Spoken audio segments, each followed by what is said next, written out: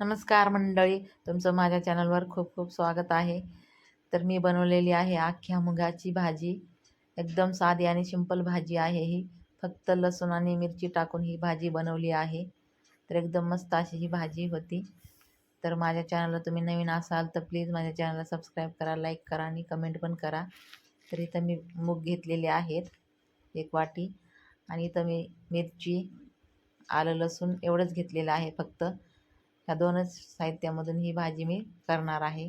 तर खूप सिंपल भाजी आहे. तर व्हिडिओ पूर्ण बघा.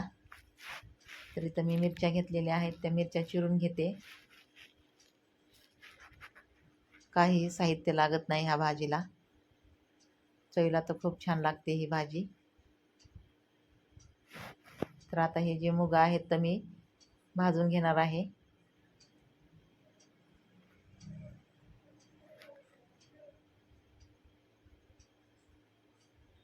तर आता हे जे मूग आहे तर छान असे खरपूस भाजून घ्यायचे.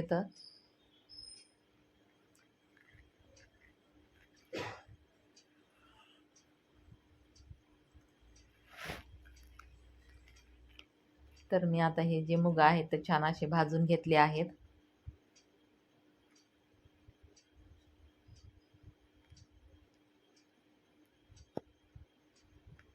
तर हे बघा असे भाजून घेतलेत मी मूग. आता हे जे मूग आहेत तर काढून घेते मी. तर आता इकडं कुकर ठेवलेला आहे मी. आता हे जे मूग आहेत तर भाजल्यानंतर हे मूग मी धुवून घेतलेले आहेत आणि नंतर कुकरमध्ये पाणी टाकून हे शिजवणार आहे.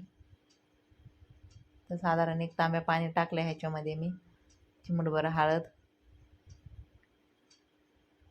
आणि थोडंसं मीठ टाकायचं.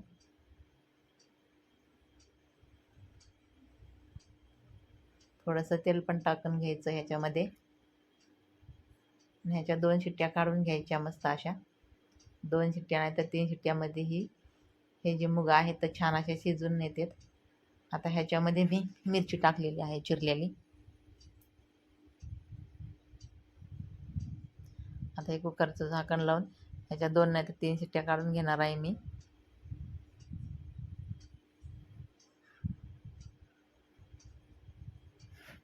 तर आता हे आपले छान असे मूग शिजलेले आहेत, तुम्ही बघू शकता एकदम मस्त.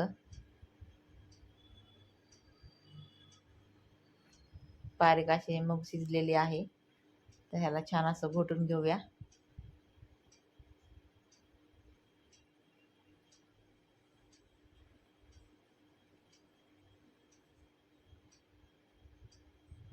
छान असं मी हे घोटून घेतलेले आहेत मूग, तुम्ही बघू शकता. असं घोटून घेतल्यामुळं आपली भाजी जी आहे तर छान अशी सरबरीत होईल.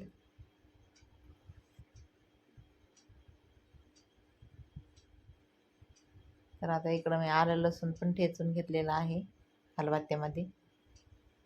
तर आता इकडं मी गॅसवर कढई ठेवली आहे, त्याच्यामध्ये 2च पळ्या तेल ओतणार आहे. कमी साहित्यामध्येच ही भाजी खूप छान होती. तर ह्याच्यामध्ये जिरी मोहरी टाकून घेतली मी.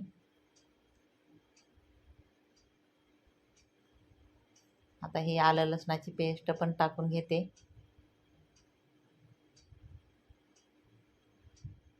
आता ही आलं लसणाची पेस्ट जी आहे छान असं लालसर खरपूस होईपर्यंत परतून घेते मी.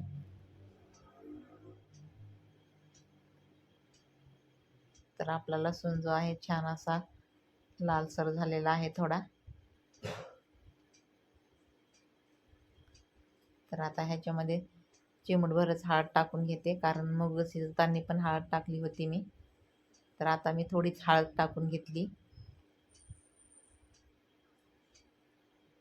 आणि ह्याच्यामध्ये आता हे मूग जे आहेत घोटून घेतलेले ते टाकून घेते मी.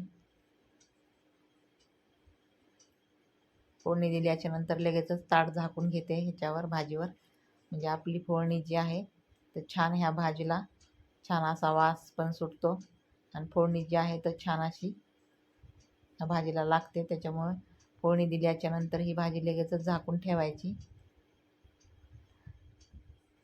तर आता ह्याच्यामध्ये मीठ टाकते मी चवीपुरतं.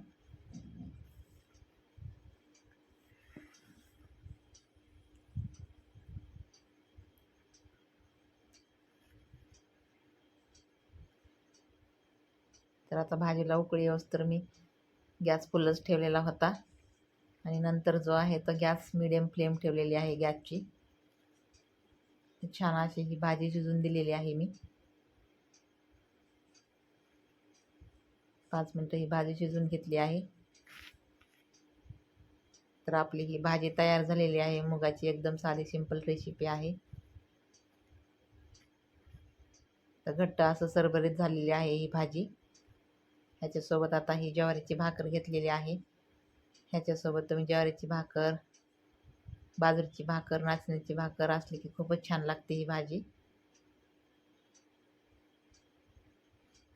आता ह्याच्याबरोबर मी कारले पण घेतलेले आहेत फ्राय करून. तर हे कारले जे आहेत तर मच्छीप्रमाणेच दिसतात, पण ही मच्छी नाही आहे, कारले फ्राय करून घेतलेले आहेत मी मच्छीसारखे.